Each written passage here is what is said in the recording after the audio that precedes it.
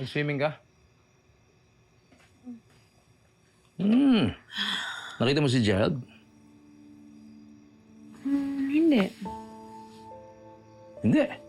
Sabi ni Gina na, andun doon si Gerald, nag-swimming daw eh. Baka nauna siya. Hindi ko siya naabutan sa pool. Love, magsha-shower ako. Sandali. Mama ko. Samahan kita.